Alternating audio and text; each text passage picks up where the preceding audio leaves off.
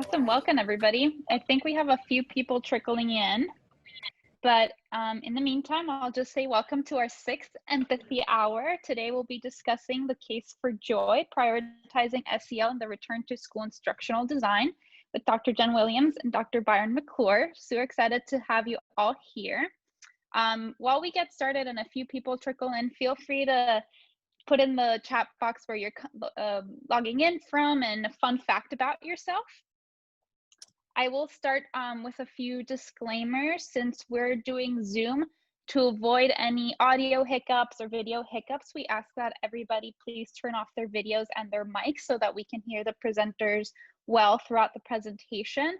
Eliana will be in the chat box and reading aloud some of your comments, so feel free to share any thoughts or questions that you might have there, and she'll bring them up to Jen and Byron as they come up. And then the second part that I want to let you all know is that we will be recording this session and we'll be sharing out only the content portion of the session with people who weren't able to attend today. So anything that you share and you're comfortable sharing, please do so in the chat and we'll take that part out when we share out with a larger group. Let's start with some introductions. So I'm Veronica. From the Empatico team. I am a program associate, so I work with fellowships and other programs which many of you have participated in. And I'm really passionate about leveraging research in practical matters, whether that be programs we do or well-being practices we can all do on our day-to-day. Also joining me here today is Noah. He was a classroom teacher for 7 years, as an English teacher in Madrid, and 3 years as a middle school science teacher here in New York City. And after spending some time doing curriculum design at Tiny Bob, he joined Empatico's marketing team about 2 years ago. We also have Eliana, who works on developing partnerships at Empatico. Before joining our team, she was an English teacher in Argentina and worked on a number of projects to bring authentic cultural experiences into the classroom. I know we also have a few members of the Empatico team in the audience, so I just want to give them a shout out because they are instrumental in helping us bring these empathy hours to life. So just want to pause here and kind of revisit why we're all here today. As everybody here, I'm sure, can attest, the last few months have been quite a hectic ride with a lot of unrest, to say the least. These times have often made us feel disconnected and quite overwhelmed. And that's why we believe that empathy, connection, and community are incredibly important right now. So we really hope that this space creates an opportunity for all of us to connect, learn together, and more importantly, find moments of joy. So that said, I'm super excited to present our co-hosts for this afternoon, Dr. Jen Williams and Dr. Byron McClure. I'll let them introduce themselves briefly. Jen, do you want to go first? Sure, I'd love to. Thanks, Veronica, and thanks to this wonderful Empatico team. I have been an early fan of Empatico since almost 2 years ago now, I think, in November when you all started back in 2018. Is that about right? But love watching your journey and so thrilled to be here today with you and Byron and an audience of so many friends' names I recognize. So thank you for having me and excited for this hour talking about joy and belonging in the classroom. So a little bit about myself. I am an educator here in the United States in Florida. I am the co-founder of the volunteer network called Teach SDGs, a group of educators, so many of them I see here in the chat box, that are committed to bringing the sustainable development goals to our classrooms of the world. I know Empatico has done a lot with alignment to the SDGs with many of your activities as well. I'm also the author of the ISTE book, Teach Boldly, Using EdTech for Social Good, all kind of pointing to my work with my nonprofit organization, Take Action Global, where we are committed to empowering the voices of teachers and students all around social action and social change. So couldn't add hashtags without adding in human rights, which I know we're going to kind of hit a little bit on today. And I'd love to connect with anyone after today's Empathy Hour. My Twitter handle and across other social platforms is Jen Williams EDU. And I have my website, jenwilliamsedu.com. And excited to turn it over to my pal, Byron. Greetings, everyone. I am Byron McClure. I am really excited to be here with you all today. Just looking at the chat, we have people from everywhere, from Egypt to Wichita, Kansas. So that is remarkable. And I am honored to be here with you all today. A little bit about me. I grew up in PG County, went to the best HBCU along with Dr. Davis, who we'll introduce in a little bit, Hampton University, our home by the sea, where I majored in psychology. From there, I went on to get my doctorate in school psychology, where I wanted to focus on improving outcomes for Black youth. And a lot of my work as a school psychologist has been around improving outcomes for Black youth. That work led me to be in a position to redesign a high school in DC, which has been a phenomenal experience. In building a high school to improve outcomes for youth is one of the most remarkable things I've been a part of. And creating a system that is equitable, fair, and just, that focuses on social emotional learning, restorative practices, that's trauma responsive, and creating a school that is built on joy. Remarkable. So I'm excited to be here with you all today to discuss joy and happiness and how we can really use that as a lever to change the world. So I hope you all are ready to change the world. Jen, are you ready? I'm ready. I'm ready. Veronica, are you I'm in? super ready, super pumped. So that's a perfect transition. Obviously, honored to have you both here. Just want to quickly summarize the objectives for today before we get started. In this session, we'll be exploring strategies and ideas to inspire joy in children as they navigate new learning environments, foster a culture of classroom belonging through supportive physical, virtual, and psychological spaces, and cultivate well-being by empowering students to work towards social good.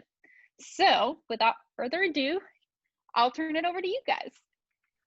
All right. Okay, y'all. So we're going to get right into it. I am really hyped and excited to talk to you all about one of my favorite activities like ever in the whole wide world.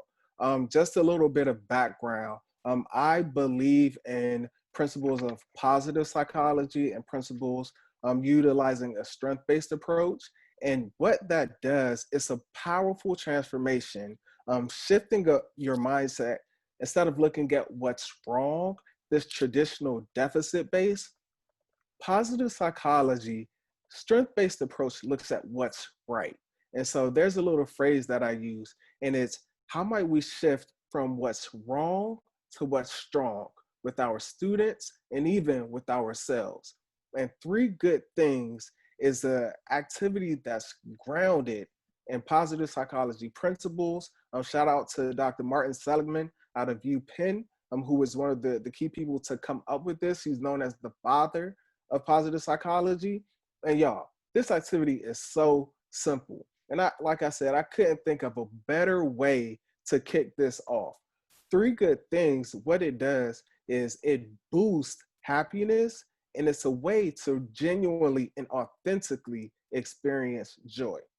Y'all, I love it because it's so simple. It's an excellent way to, again, focus on increasing happiness and decreasing sadness. Now, the three good things activity, all you have to do at the end of each day is simply write down, or even for a week, if you did it just for a week, write down three things that went well, and then reflect on why they went well. Now, it works because it shifts your focus from things that went wrong to things that went well, right? It's a practical way to shift your mindset from what's wrong to what's strong and what went well. It helps you to focus on things you might even take for granted. By focusing on things that went well and what went right, it breaks up symptoms of depression and sadness, and it increases joy and happiness. So today, my challenge to you all is to reflect on three good things that's happened to you today. I'll share and model how to do this because it's really quick and simple. Here's one good thing that happened to me today. I got to wake up, right? And that can be a really small thing, but it's a blessing that we shouldn't take for granted. And with that, I was able to go outside and play with my kids. Like that's a blessing.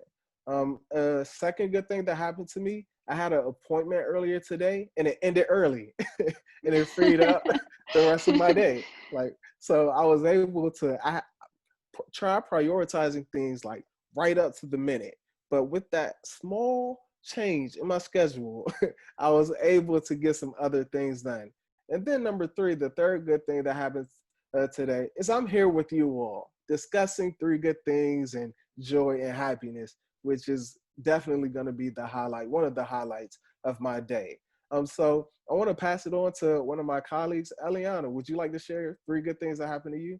I would love to. So we share one of our three good things in the day, getting to be on this empathy hour and be a part of a community that's global, and really focus on something as wholesome and pure as joy is, I think, one of the best good things that could be out there for my day. And then one good thing that has come out of quarantine is that my grandparents have gotten really tech savvy, and so I got to with them, and like there's no fumbling around with the on button, so that's become really seamless.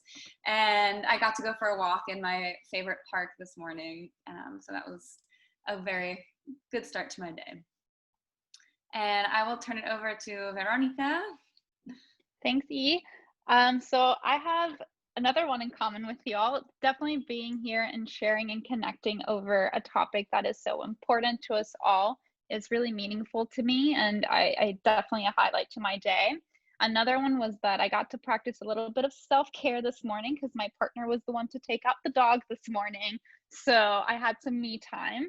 And then the last one is related to my puppy because we just adopted her and she is the light of my life now.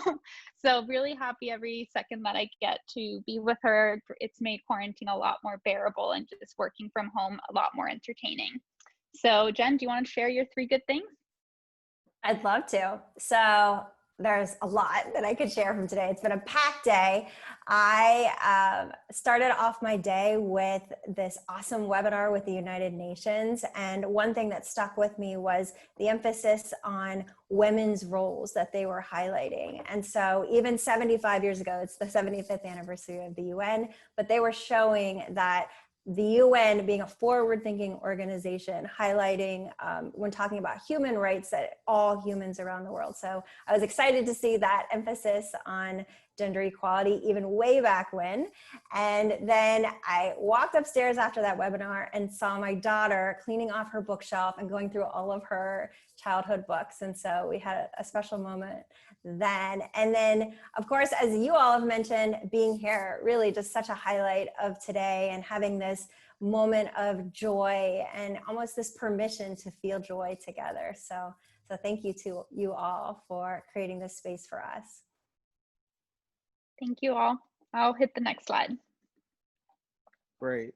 So as you all can see, it's a very simple activity, but it's a research-based activity, and you can see the evidence behind it. I could put on my nerd hat and go into the research that's been backed of the actual study, which was phenomenal. One of the reasons why I became a psychologist, because you can like do observations and like study things like joy and happiness. But the point is, it worked, and it was found to improve the participants in the study, their levels of happiness, and it decreased their levels of depression. The other thing I want to point out, yeah, we just did this in a virtual space, right? Did y'all realize that? So what that means is, for those of you who are teachers, psychologists, social workers, or who work with kids, this is a really easy activity that you can do within a virtual space as well. All right. So I want to talk to you all about joy and why is joy important, right? I want to introduce you all to my friend Joy, right? Let's learn a little bit about joy. Joy is a motivator. Joy is an encourager. Joy is the little voice inside your head that wants me to live a good life. That's joy. I like to describe joy as a person because it makes it real. A good way to kind of illustrate and envision joy is to think about the movie Inside Out, right? That's one of the best movies of all time.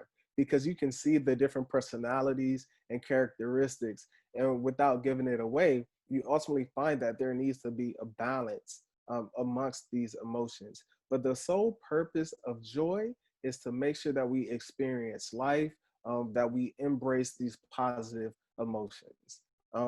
That's joy, right? Joy, some people describe joy as the life of the party. Joy lives by the motto, joy is not in things, it is in us. So one of the things that I'm going to challenge for you all is to find the joy that's in each and every side of you. Joy is also full of positive energy. Joy is full of light and is constantly happy. I understand that we won't always be able to find the joy in things, and life happens and we might not always be able to make sense of it. But when we do things such as the 3 good things activities, we're able to even if it's a small thing. I was able to wake up this morning. It helps us to shift, to begin finding the things that we can be grateful for, right? And then we're talking about gratitude, which is another topic as well. Joy is an emotion of great delight and constant happiness. You can go to the next slide. Now, one of the things that I would like to share with you all is about some of the actual work that I've been able to do inside of my school. I practice at a high school in DC. As I mentioned, we're redesigning one of the schools. One of the systems that I've been able to implement is called Restorative Practices. Some of you might be familiar with it, some of you might not. But with Restorative Practices, I've used this as a way to do a number of different things. One of the things I've been able to do is use restorative practices as a way to build joy, to establish relationships, and even build a sense of community inside of my school, as well as outside of our school with community partners as well. One particular restorative practice that I found useful is the use of restorative circles, which y'all is so powerful. Within restorative circles, and we could have an entire session, hit me up on Twitter, School Psych Life, or Lessons for SGL, and I can give you more information about the details, circle keeping, facilitating, all of that. But let's say that you're experts, right?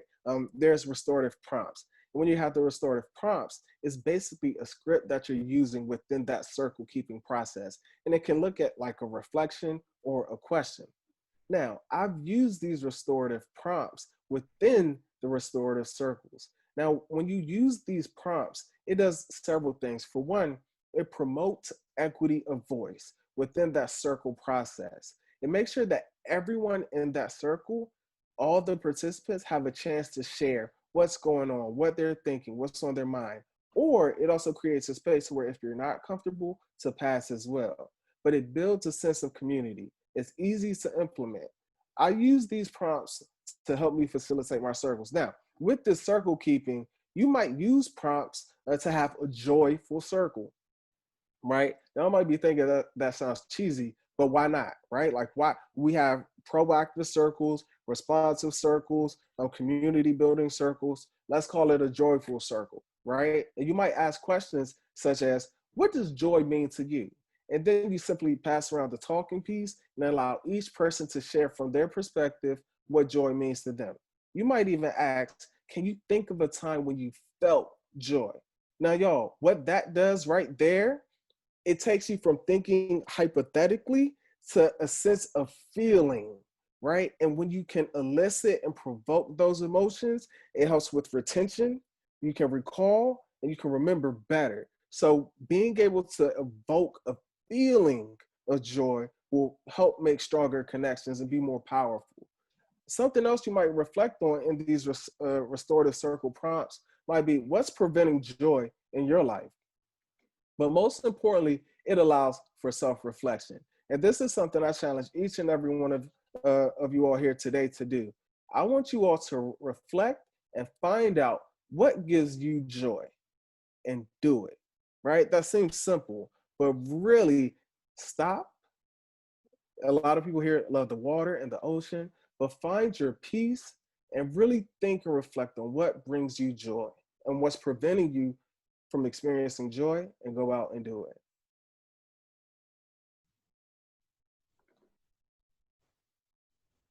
All right. So as you can kind of get from our theme here today, we are all about joy for this hour, but it took us a little bit of time to get to this place, to establish that we really wanted to go a little bit deeper with this topic of joy in the classroom. So for any of you that, or who were registered for our earlier Empathy Hour back in early June, we were focused on having a session to pause for reflection.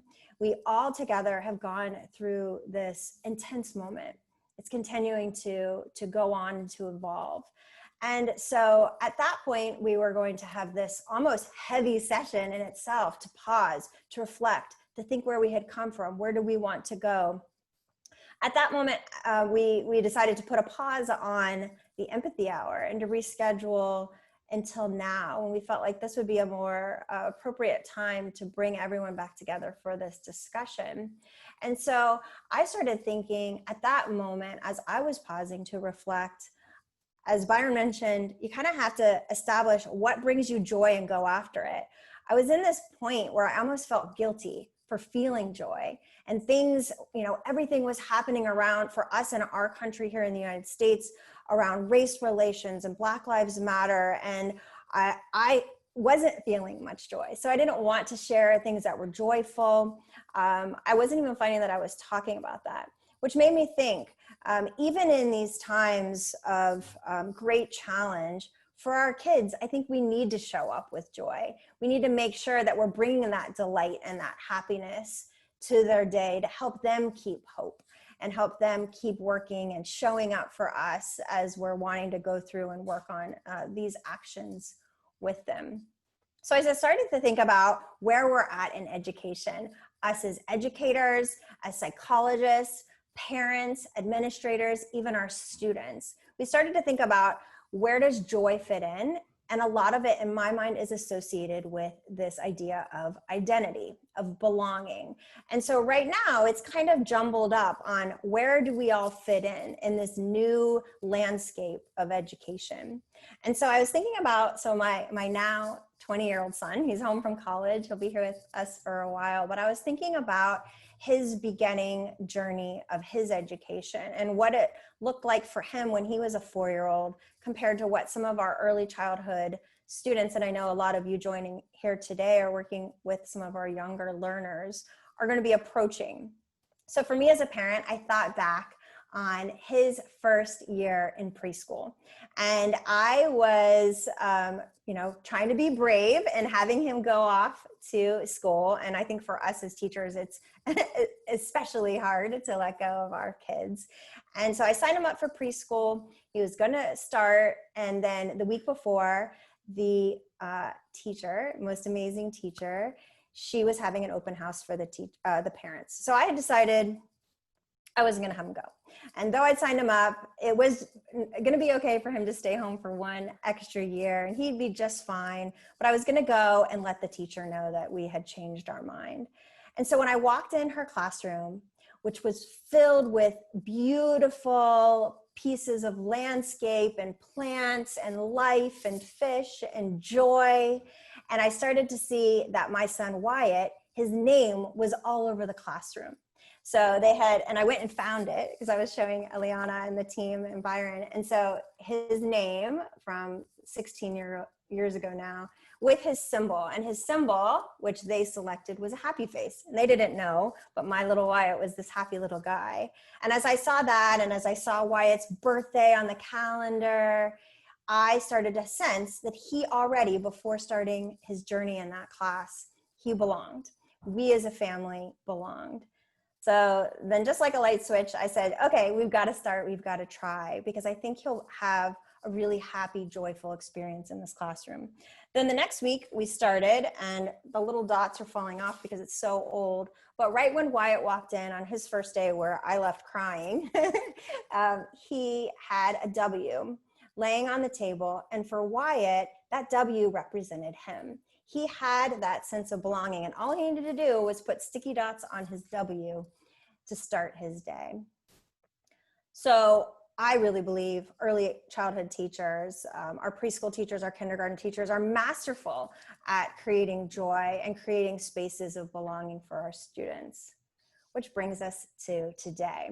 So as we approach our new future, and we're going to have multiple futures with hybrid learning, distance learning, face-to-face, and a combination of all of them, how can we start with that belonging?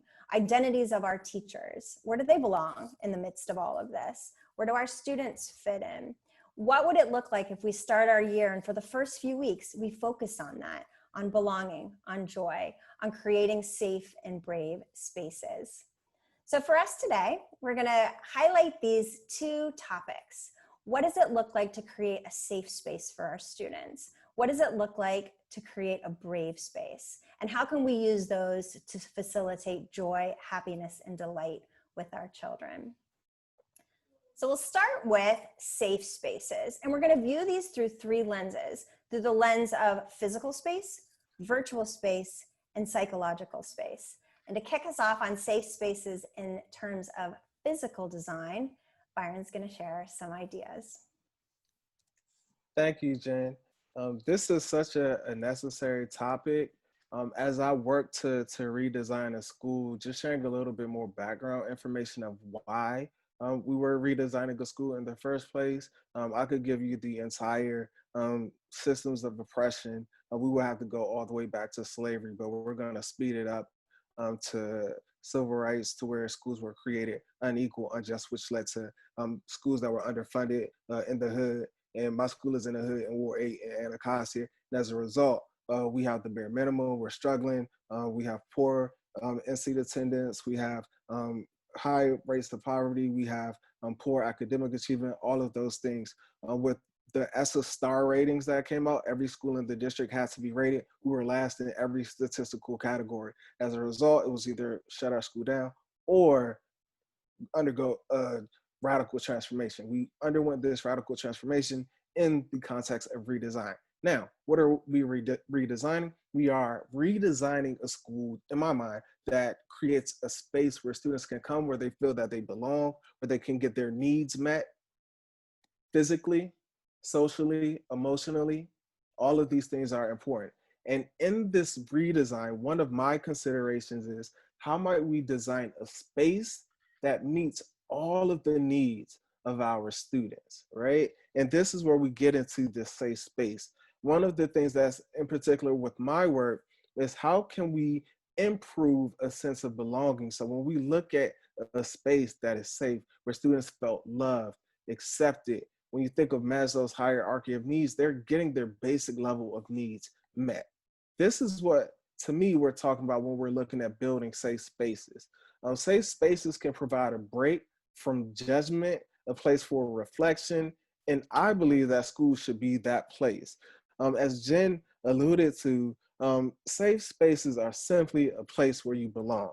And I want to design a school, and I want everybody to be able to say, my school is a place where students feel safe, where they feel that they belong, and where we can focus on improving outcomes. Safe spaces, they're important because they help promote positive emotions such as joy, such as happiness. Safe spaces, they also allow for reflection that can bring calm and a feeling of being centered in where you are. One such space is this concept of a peace room. Now, some of you might be familiar with the peace room, some of you might not be. One of the things I mentioned earlier that I spent a lot of time on is building in trauma response in schools. And one of these things is creating this space where students feel comfortable, where they're not under a constant threat, to where they can focus on getting an education. And what I wanted to do was to create this concept of a peace room inside of our school where students could come and feel safe. Now, with that, one of the things as we launched the peace room at my school, I brought in a good colleague of mine who is a mindfulness and yoga instructor. And we led one of the most powerful and moving sessions I've ever been a part of. What made it so powerful is that we practice things such as guided meditation, relaxation, all of these different techniques. within our building, where traditionally, the old Anacostia, we would say it would be a toxic environment. A lot of us might be in toxic environments, but y'all, the most powerful thing, one of the teachers came up to me afterwards and she said, Dr. McClure, I never knew that I could experience peace in a place that was so toxic. And that resonated with me. And from there, I was like, we have to make and prioritize bringing peace inside of our building, creating it not just in one room, but then spreading this throughout the entire school, that all of our students can, no matter what's going on outside in the community, when they come into our walls, they are experiencing peace, self-reflection, calm, which will allow them to fully experience joy, which will improve academic outcomes, and they'll go on and change the world. Are y'all with me? And it starts with the peace room. We could do that. All right. So a little bit more of the specifics around a peace room. What we did, we just converted an empty classroom that wasn't being used into this immaculate space. Like, we created an entire list that had, we wanted to get plants, we wanted to get comfortable seating, we wanted to get oil diffusers, which are amazing. Make sure y'all get the good oil. The lavender is good. The peppermint is really good. Those are great. But we intentionally designed this space where students could come and get their needs met. We also brought in partners. So we brought in yoga instructors, people who could do guided meditation. This is also a space where we use restorative practices, right? Because there's alignment there. And from there, after we establish the peace room, our next step is to create the peace room inside of every classroom. And then from there, it's how do we take these same principles and move them intrinsically, so that the peace room isn't just this physical space, but it's the psychological state of being that no matter where you go, you can focus on inner peace.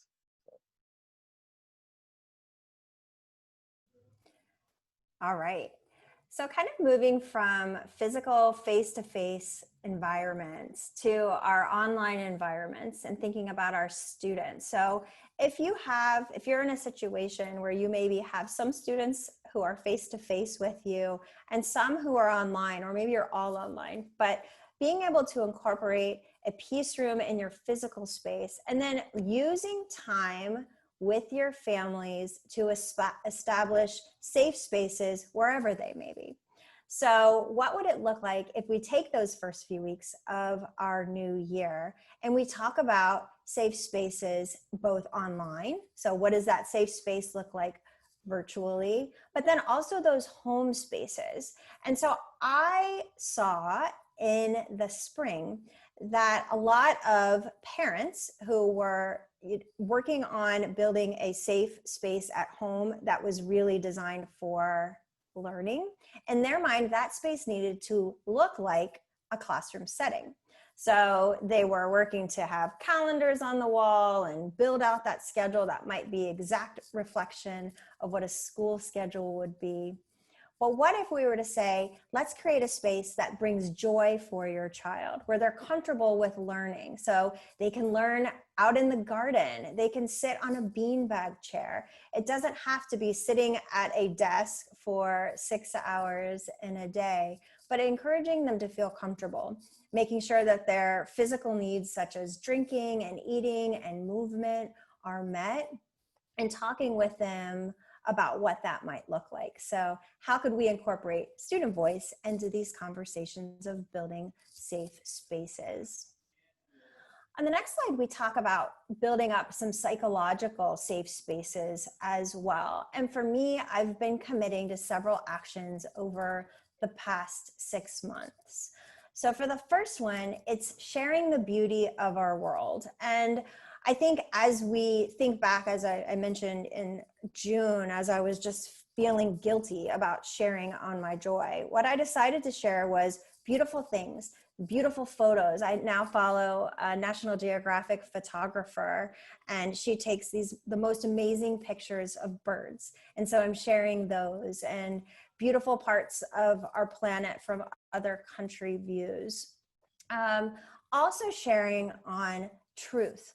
So making sure that anything I am sharing, I'm able to point to the cited sources, have connections to science and to data. And then if someone else is sharing with me, I've heard the word they a lot lately, like, well, they are saying, so I'm very intentional about asking people, can you share more on who they is? Can you tell me who your source is? And oftentimes people aren't necessarily sure. And so that's encouraging them to go make sure that they're sharing truths as well. This next one is an important one, I think, as we're approaching this new school year. So I've heard from a lot of educators this pressure that they're already feeling to speed up on curricula.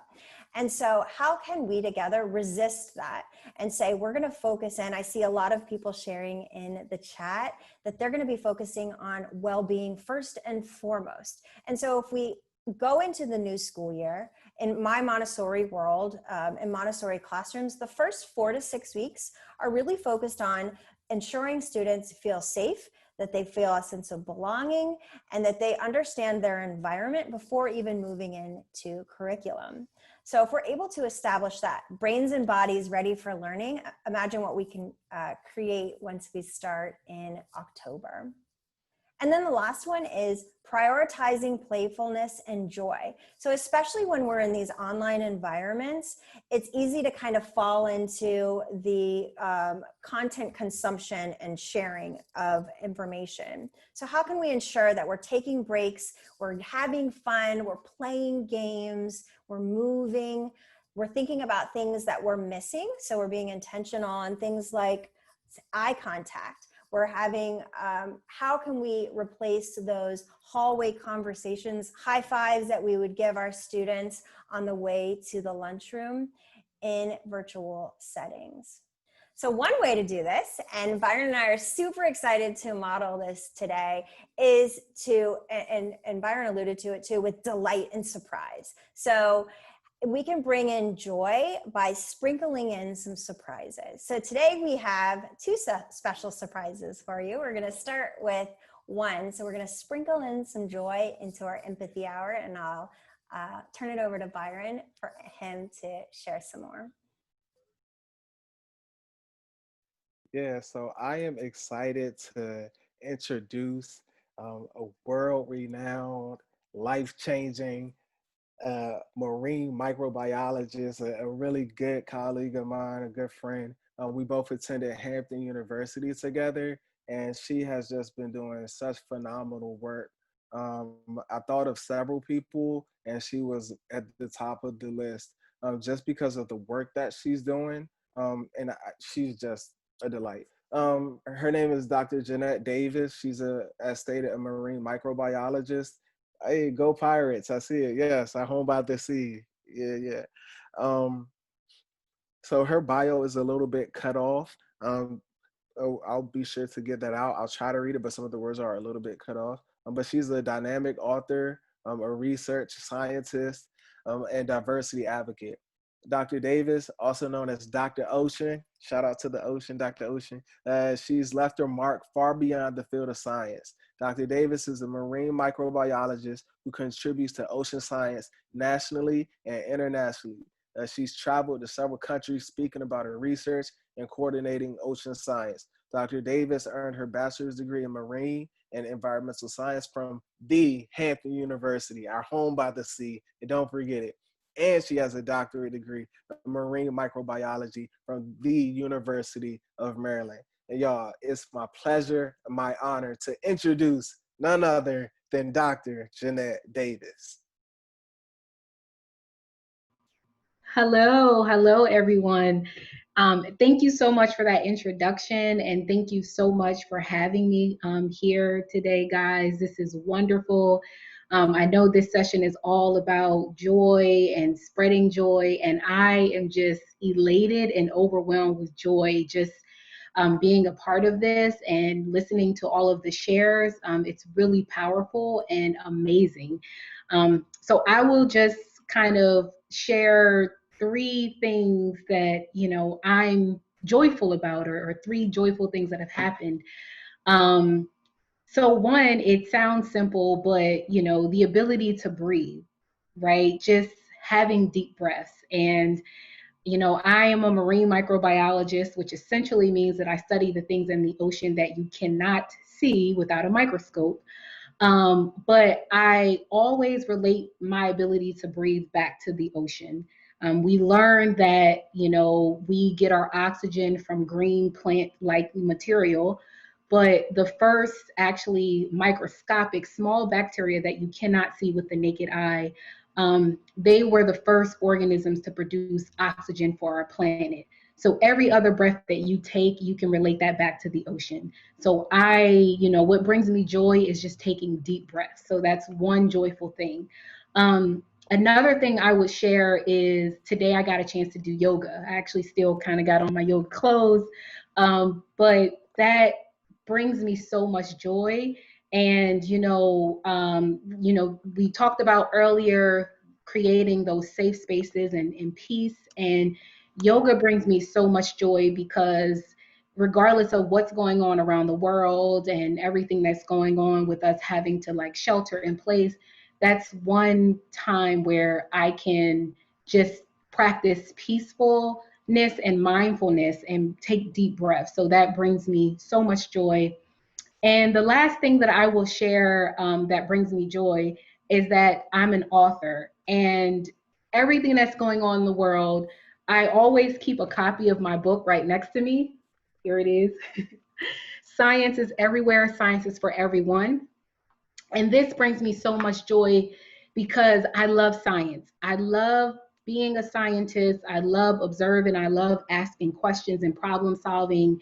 And this book is to create that same level of joy for young people, but also in an inclusive way. As a African-American marine microbiologist growing up, I didn't see scientists who looked like me. And so I wanted to create a safe space for young people to feel included in being able to explore science. So again, the book is Science is Everywhere, Science is for Everyone. It's Amazon's best-selling book. So you can get it on Amazon or on Barnes & Noble. And thank you again, guys. Thank you, Dr. Davis. We're so happy to have you here sharing, and hopefully everybody follows you and jumps in and can get your book.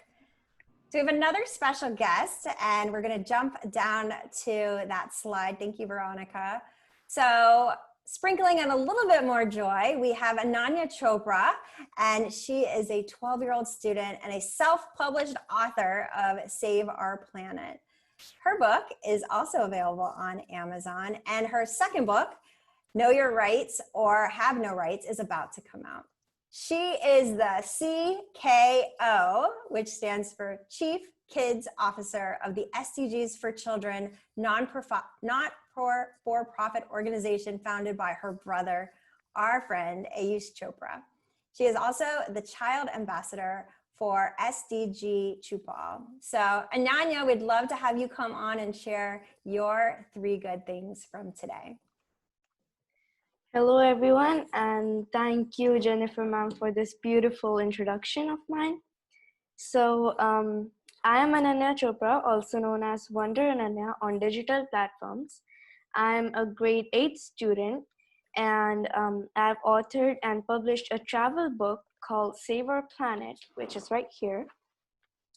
I finished writing and publishing my first book in just 15 days during my summer vacations. It was really a new journey for me, and I enjoyed it a lot. The book is now available on the Amazon. My second book, which is called Know Your Rights or Have No Rights, is about to come out. I love to play squash. I won a gold medal, a gold trophy, a silver medal, and a cash prize of Rs 5,000. Currently, my rank is 9th in Ontario, Canada, and I play under 13.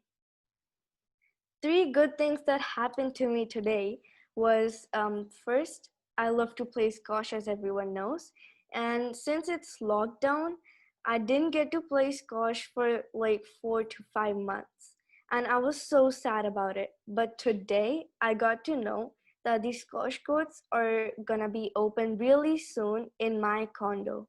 So I'm really excited about that. Second good thing that happened to me today was recently I have registered for MUN, also known as Model United Nations, in which you debate on a topic with delegates from different countries, and it was really good. This was my first ever MUN. I just finished it a day before, and I woke up this morning feeling accomplished, and I just checked my mails as I usually do. There was a mail regarding MUN, and when I opened the mail, it was saying I'll be getting a certificate or a badge soon. And my reaction was like, whoa. Um, the third thing that happened to me today was joining this session with Dr. Jennifer Williams made my day. This was the best part of the last few weeks, actually. I love being part of her projects and love working with her. Thank you.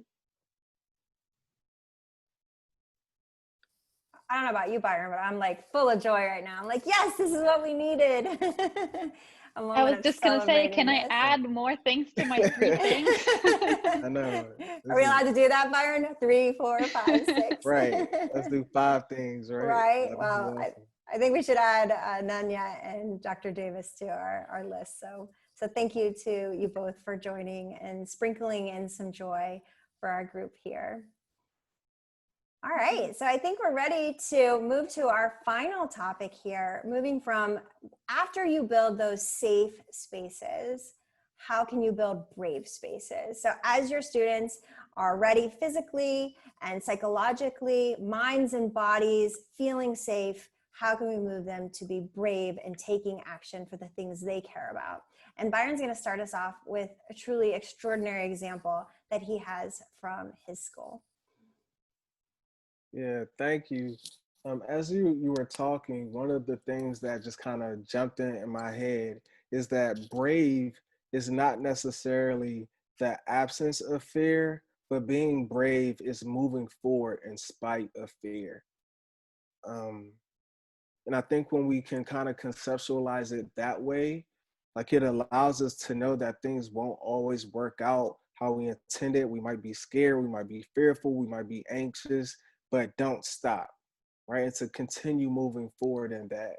And it brings me to a time in my educational career where I've experienced some things that weren't pleasant.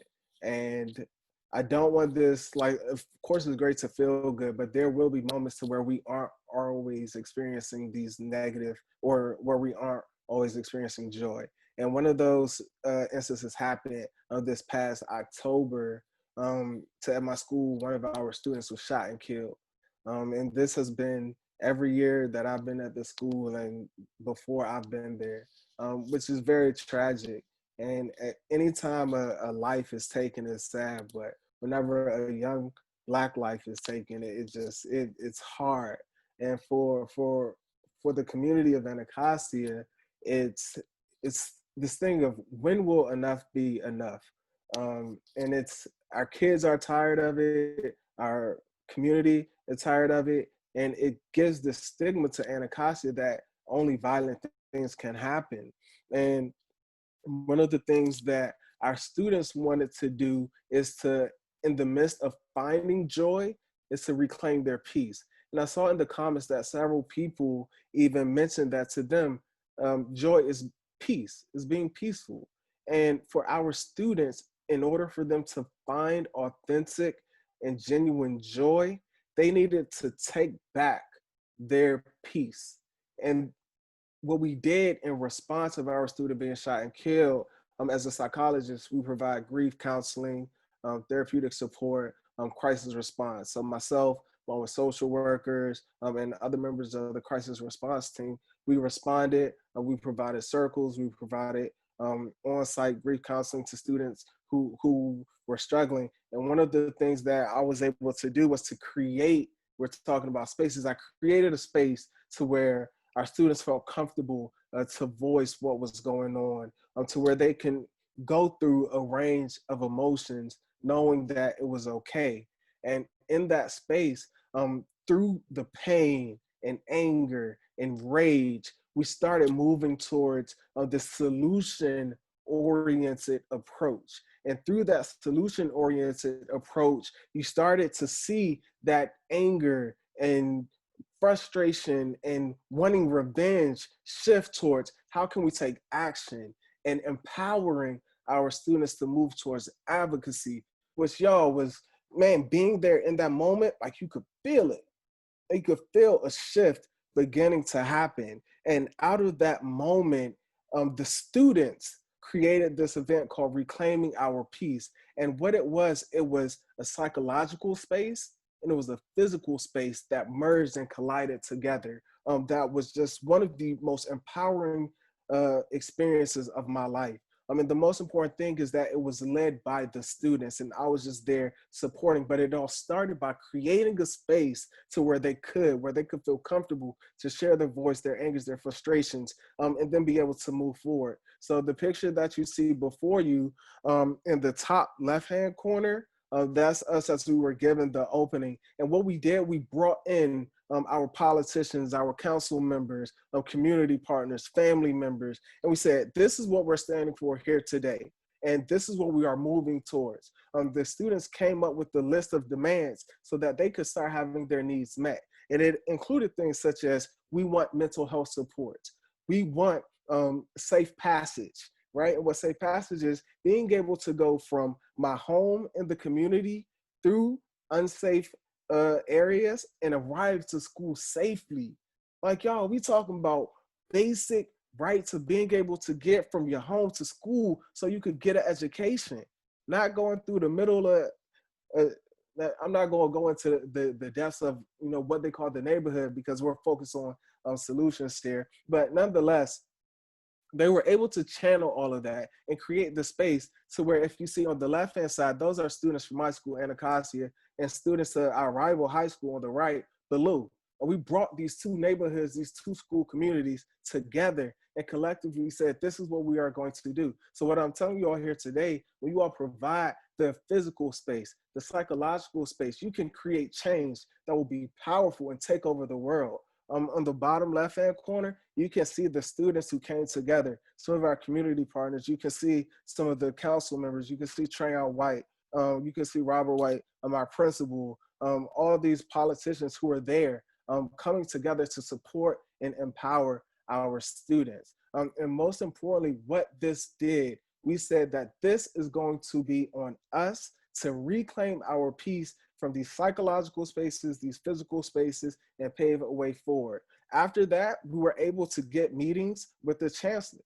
And we sat, the organizers, we sat in a room, another space, with the chancellor and said, these are our needs. How can you meet our needs as students? And one of the things we were able to do was to bring in mental health first aid training for all the students in our school to start addressing the mental health of our students. So all of these things can mesh perfectly together when we're bringing in these spaces and allowing our students to feel empowered, and we can work with them. So yeah, y'all, this stuff can be powerful and transformative if we let it.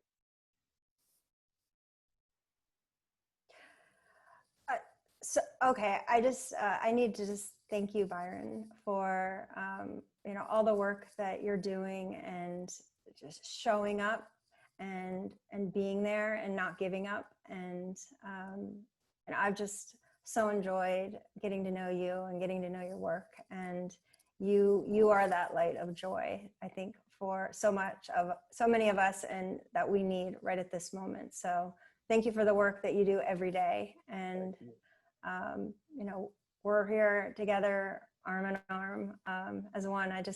I couldn't be more proud to be an educator during these moments of everything that we have been going through. And so I appreciate you. Thank you. And thinking of your students, family, and community as well. So as we look at what Byron and his team around him were able to create in times of need, and reclaiming their peace, and how do we reclaim our classrooms and find peace and joy as we enter into this new school year? I'm hearing from a lot of educators this feeling of being out of control. And so heading back into a classroom with so much uncertainty, not some people not agreeing with going back, or some people wanting to go back. And so how can we reclaim whatever that situation is as we go back? And I think for us, as we think about those safe and brave spaces, it can be some simple activities that we do with our students to help us all feel joy. So a few of them that we wanted to leave you with: a couple of free activities that you can start off the year with your young students.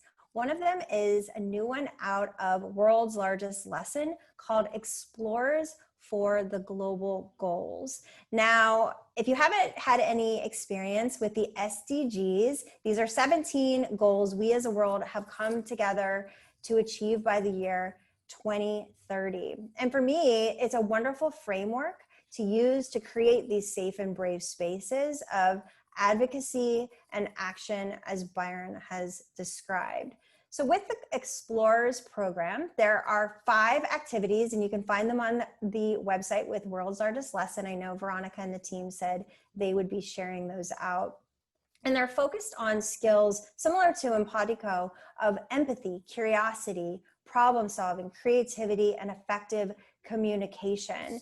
And so I had the pleasure of writing these activities with the organization. And one of them that stood out to me, so there's 5 activities for our young learners. And as Byron was talking about building these paths, these safe spaces, one that I wanted to point out is on building a peace path.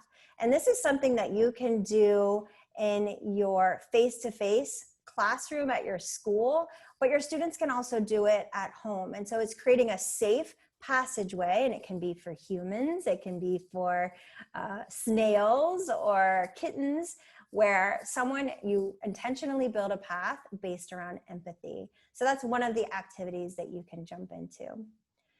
2 other programs that I wanted to point out. So a lot of you I know joining here today have been part of our Take Action Global projects. So we have the Earth Project and the Climate Action Project coming up this year. So you can check that out. We invite in all students working to create brave and safe spaces for teachers and our youth to take action for the planet. So we would love to have you as part of that.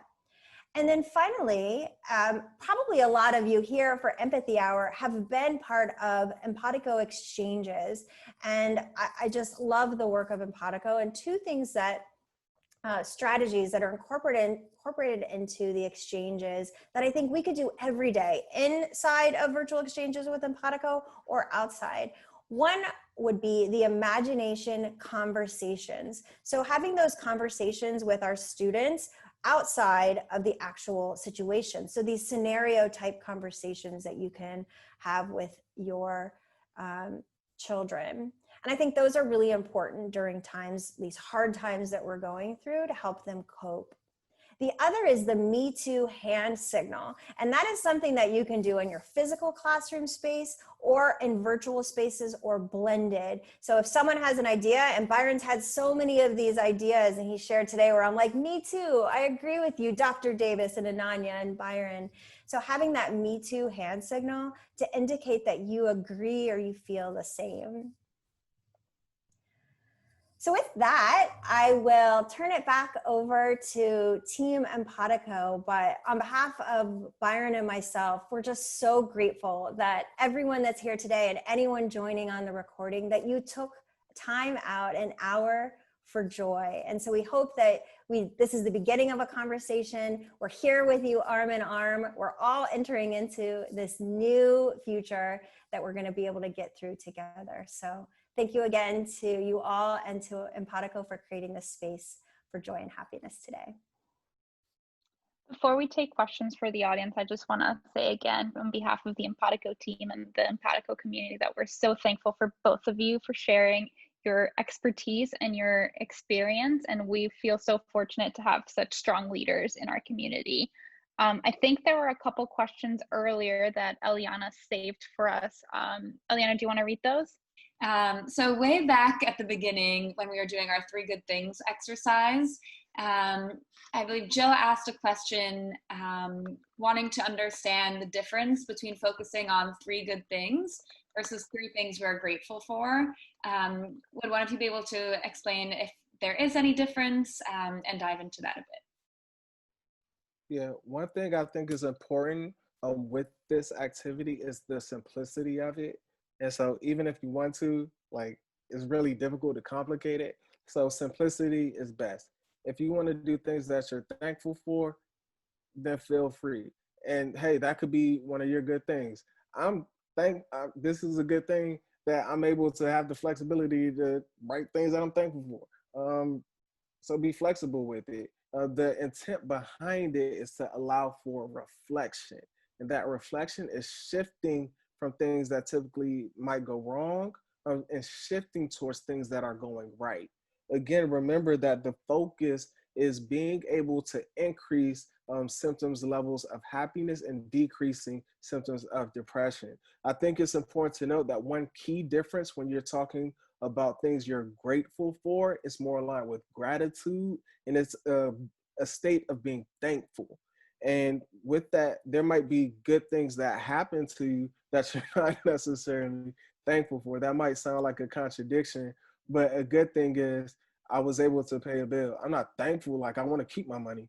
I don't want to give it to anybody else, but it's good that I got it paid.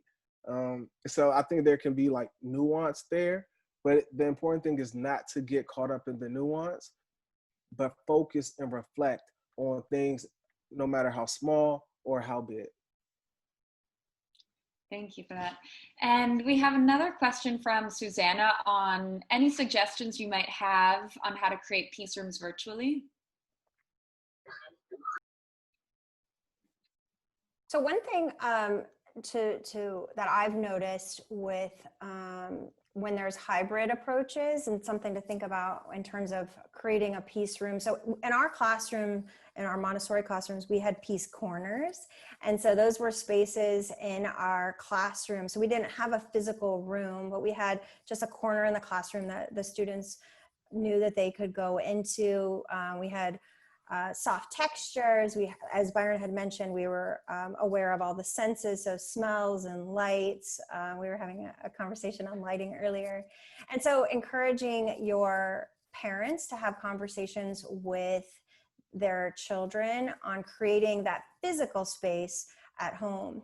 And then thinking about a virtual space, I think for me, it's I teach online at the university, so my students are a lot older than probably some of yours here today, but we have a lot of early conversations at the beginning of the semester on creating peaceful environments around that sense of belonging. So we try to talk about that we all want to have our cameras on and the difference it makes. And funny enough, people often were like, well, they've grown up with technology their whole life, so they're going to be comfortable putting their camera on, but that's not necessarily the case. So creating kind of those norms that you're going to have with turning cameras on, how do you mute, how do you show respect, and how do you all use that little space that you have represented on your screen. So something going back to the point on hybrid. So when I've worked in remote settings, and I know the team at Empatico, we've talked about this before in our meetings. So me being remote, I'm one person with my camera, but if I join in if I were to join in a classroom setting, then I almost feel like an observer in that space. And then I'm observing a classroom setting. But when I am in a meeting where everyone has their video on, then all of a sudden that changed from me being an observer to me being a participant. So those are kind of some of the things when you can think about with peace and joy, and how are your students represented and feeling that sense of belonging in any type of learning space that you're creating.